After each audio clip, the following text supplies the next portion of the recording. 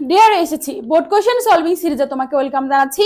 এই সিরিজে আমরা আর্টিকেল নিয়ে কথা বলছি এবং আজকের ভিডিওর মাধ্যমে আপু তোমাকে চিটাগাং বোর্ড 2017 সালে আর্টিকেলের উপর যে কোশ্চেনটি এসেছিল সেই কোশ্চেনটি খুব ইজিলি সলভ করে দেওয়ার চেষ্টা করবে ইনশাআল্লাহ। ওকে, আর্টিকেলের ক্ষেত্রে অলওয়েজ মাথায় রাখবে যে গ্যাপটা থাকবে, গ্যাপের আগে পরের ওয়ার্ডটা তোমাকে মাথায় রাখতে হবে। ক্লিয়ার? তাহলেই তুমি এখানে ফুল নাম্বার ক্যারি করতে পারবে। দেখো বলা আছে রাইফেল রোডি আওরাত ইজ, গ্যাপের পরে কি আছে? First Bengali novel and novel on gap আছে লিবারেশন অফ বাংলাদেশ। দেখো গ্যাপের পর আমি পুরো লাইনটা পড়া দরকার পড়লাম, বাট গ্যাপের পরে দেখো কি আছে? First Bengali. দেখো ফার্স্ট, হ্যাঁ এরকম যখন ফার্স্ট সেকেন্ড থার্ড থাকবে তার আগে সর্বদাই কি বসে বলো তো?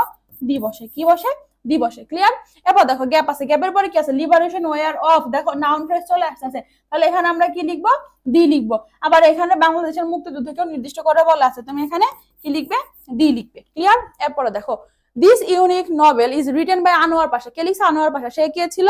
Professor of Bangla department at Dhaka university. সে ঢাকা বিশ্ববিদ্যালয়ের বাংলা ডিপার্টমেন্টের একজন প্রফেসর ছিল। ক্লিয়ার? তাহলে একজন অর্থ আমরা এখানে কি লিখবো? এ লিখবো।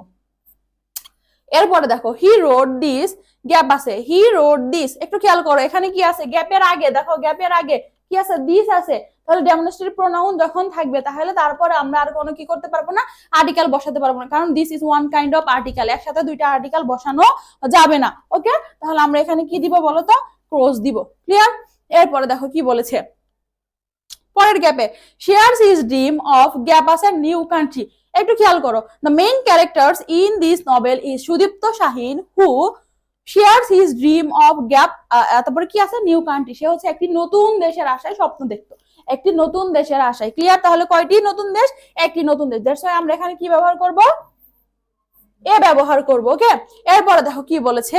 গ্যাপ আছে দেখো পরে এফ নাম্বারে, গ্যাপের পরে দেখো কি বলছে? ভিক্টোরি বলছে। মনে রাখবা ভিক্টোরি ওয়ার্ডের আগে সর্বদাই দি বসে, দা ভিক্টোরি। ওকে, দা ভিক্টোরি। এর জন্য পুরো লাইনটা আর পড়ার দরকার নাই। এরপরে দেখো sensing immediate defeat the number of notorious killing.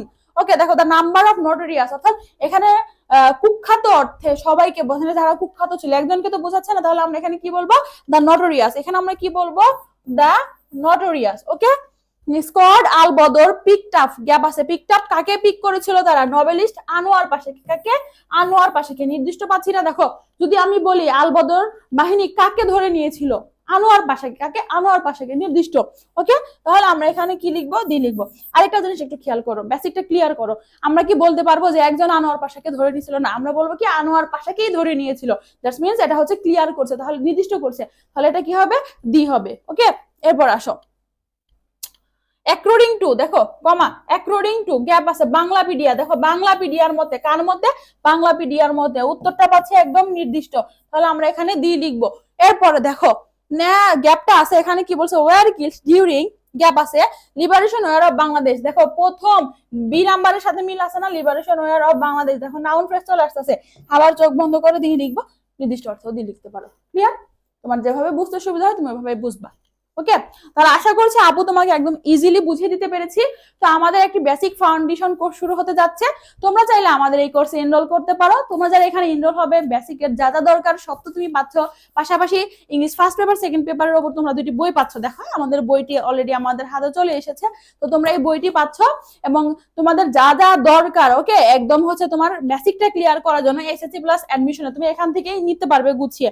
ওকে, তোমরা আলাদা অন্য কিছুতে ভর্তি হতে পারবে না। এখন অনেকে মনে পাবো তাহলে তো কোর্সটা মনে 4-5 মাসের, না, কোর্সটা হচ্ছে মাত্র 1.5 মাসের। ক্লিয়ার? তো তোমরা যারা ইচ্ছুক আমাদের সাথে যোগাযোগ করতে পারো, বা হচ্ছে আমাদের ফেসবুক পেজে ইনবক্স করতে পারো, তাহলে সেখানে আমরা তোমাকে বিস্তারিত বলে দেবো ইনশাল্লাহ। ওকে, তাহলে আপুর সাথে আবার তোমার দেখা হবে পরবর্তী বোর্ড কোশ্চেন সলভিং ক্লাসে। ধন্যবাদ সবাইকে।